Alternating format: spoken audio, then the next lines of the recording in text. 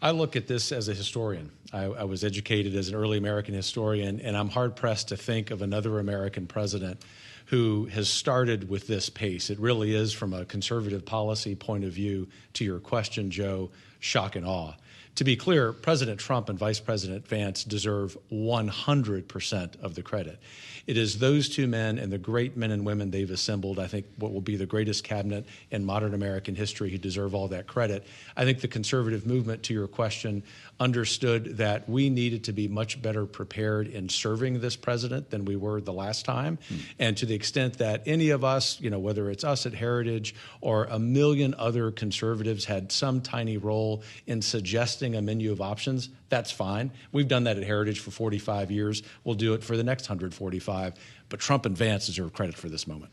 Has anything, though, that we've seen take place in the last 2 weeks and change not aligned with that point of view, with the American leadership picture that was outlined in those 900-something pages? The real thrust of the work that we do at Heritage, as you know, is to articulate an aspirational vision for revitalizing self-governance, restoring freedom to the American people, as President Trump said in his inaugural, a revolution of common sense. And there is no exception to the fact that everything that he has done up to this point is going to do all of those things. Heritage stands ready, not just to help with these executive actions from the outside, obviously, but very importantly, considering another aspect of our work, and as you've been covering in your show, making sure that our legislative leaders pass the necessary attendant legislation to amplify the successful executive orders that have happened up to this point. Well, connecting the dots there is going to be an interesting challenge, and I'd love to hear more from you on that. But it sounds like you're happy with what we're seeing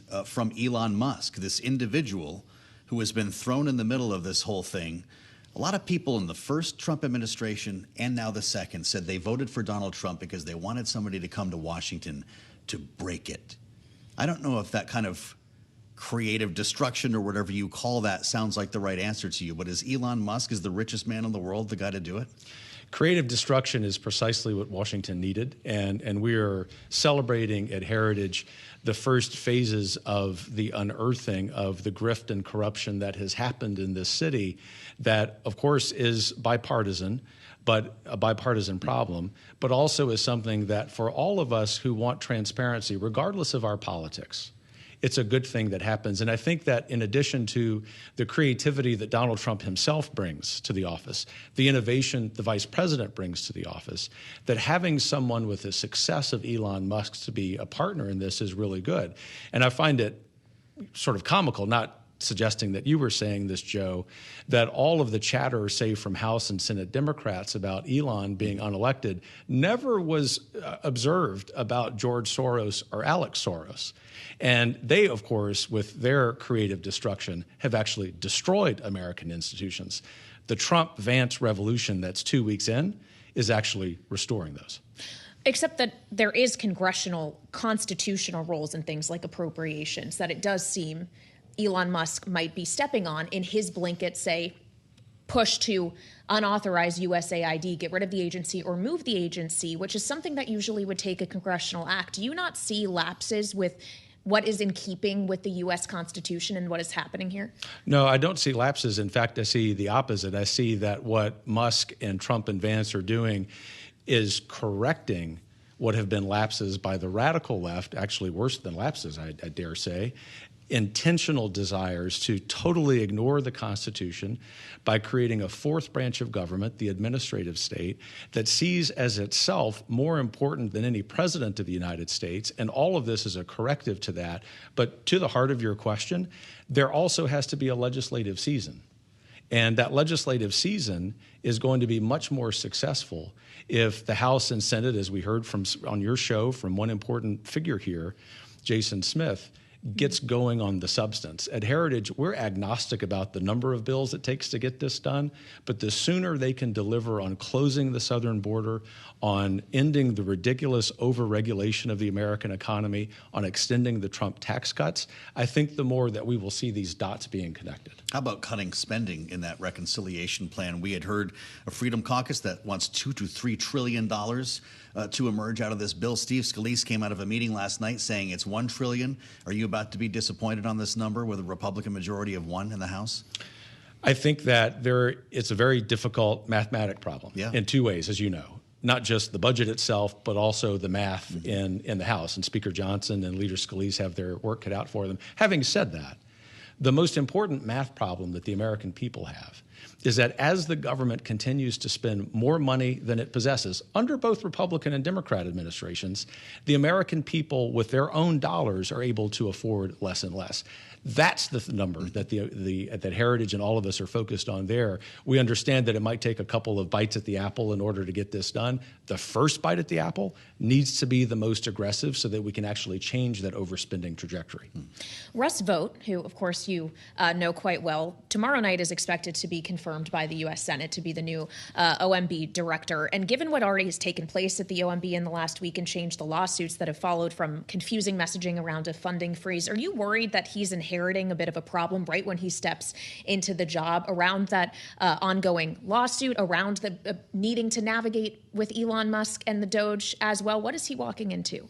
Great question. I know Russ Vought very well. He's one of the great statesmen of our age, and I've never seen any problem, any dilemma that Russ is not up to the task for. Having said that, I think what he's walking into is a tremendous opportunity to correct the over-regulation, the overspending, particularly of the last 4 years, but also of the last several administrations.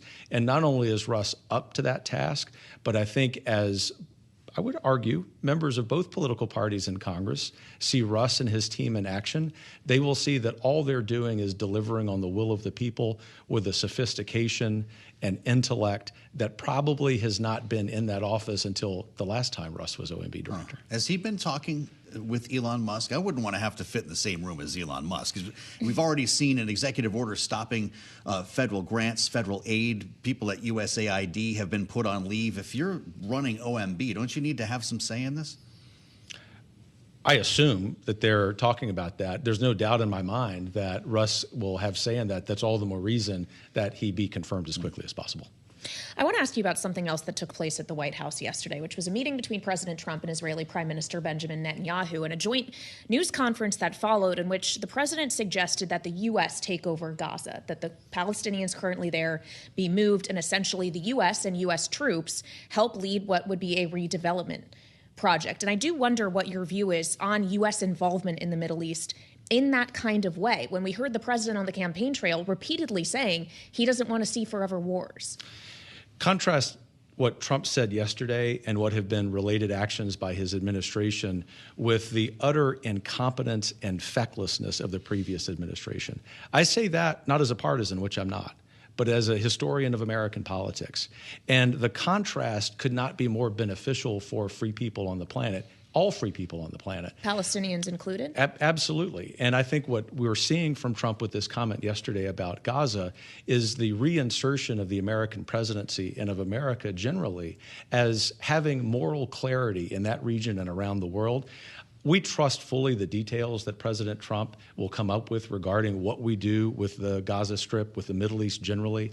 And I think over time, passing days, passing weeks, as more and more people across the world enjoy peace because of Trump's moral clarity, we will understand that that kind of courage is precisely what's been lacking over the last 4 years. We only have about a minute left, Kevin. You must shudder at the thought of what it would cost, however, for the U.S. to take over the Gaza Strip, clean it out, rebuild the entire thing. If we're at a moment now where we're trying to enter a period of austerity, how do you have both? Yeah, I shudder at the $250 billion that we've spent on Ukraine for a war that the Ukrainians could never So win. you're ready to spend while we more were on being this? lied to by the deep state in Washington, D.C., which is probably financially compromised. That means less to go around now, though, doesn't it? That's exactly right. And that's why I say, if you think about comments that National Security Advisor Mike Waltz said today, they're going to get the details on that right. If you look at Trump's track record regarding foreign policy and America's leadership in the world, it is robust, but it's also not expensive.